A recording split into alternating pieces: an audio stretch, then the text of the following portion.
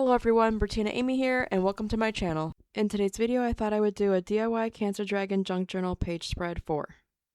Okay, so it looks like I forgot to hit the record when I was making this page spread, but since I tea-dyed a bunch of manuscript pages, I go ahead and take some more that are tea-dyed and I rip them up in various shapes, and I try to crumple them up as best as I can and then glue them randomly.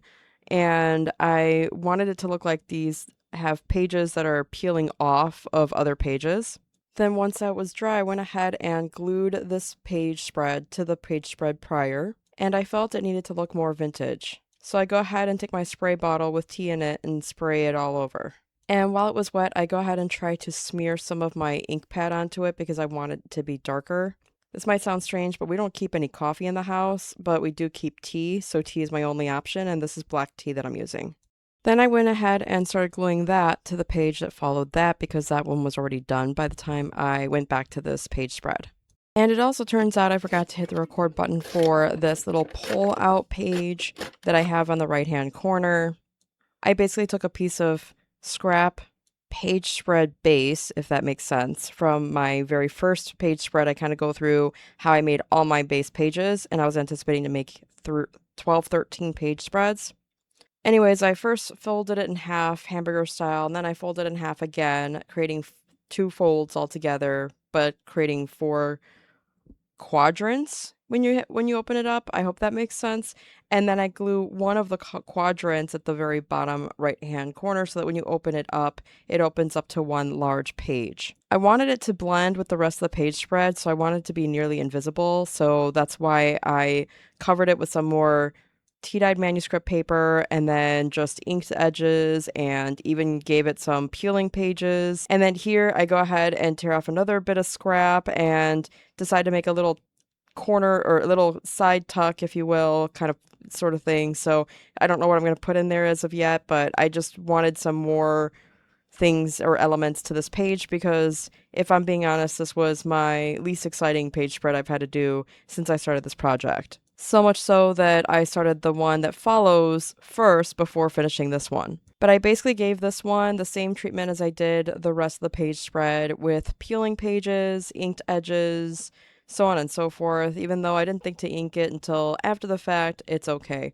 I decided to go ahead and go through and spray it again as well so that it matched the rest of the page spread. I wanted it to look like it's nearly blending in.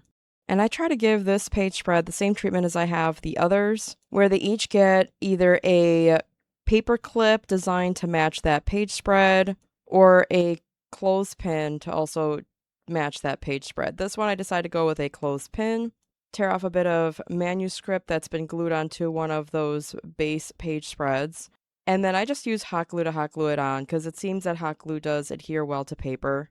And I use this to help keep the little corner popping out folded paper to just stay flatter because it just kind of wants to keep popped up. I hope that makes sense.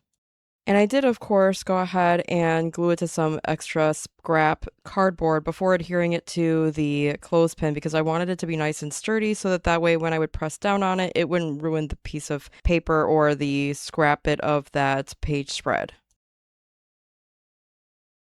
So up until this point, I was recording my videos at the old home, but now I'm in the new home and looking back at how I made this, and I just felt like this was super plain, so I had to add more layers in some fashion. Plus, I wanted to push back some of the letters. So my way of dealing with that, since I have stored a lot of my paints into a storage space, is to just take a lot of tissue paper, rip it up into pieces, and just place them haphazardly with homemade Mod Podge, since that's also in the storage space. And I'm not saying this to complain, it's more just sharing info as to like why I'm going about this the way I am. I think by doing this, it actually gives it more of a peeling effect than it did before. And once it dries, I definitely want to add the phrase that I want to put on this page spread to continue the full paragraph that I originally wrote for a short version of my story, and I will be putting that on once this dries.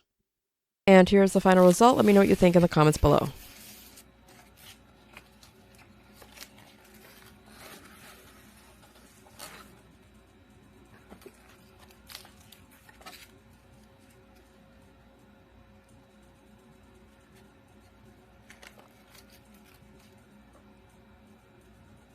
Did you know that I am currently selling personally designed t-shirts based off of my upcoming book, The Cancer Dragon? Here I'm unboxing some orders from coworkers who I'm very grateful to for supporting my mission. If you were to ask me honestly, the idea for this logo came from my DIY Cancer Dragon wreath.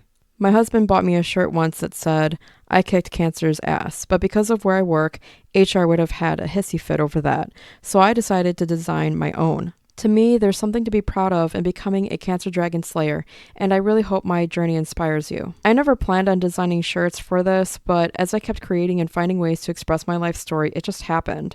I thought to myself, who else might love a shirt like this? On the back, the sayings are made for slayers, warriors, supporters, and even for honoring lost warriors. These shirts were created with all of you in mind, and I was so happy with the design that I wanted to make it available for anyone who feels connected to this journey.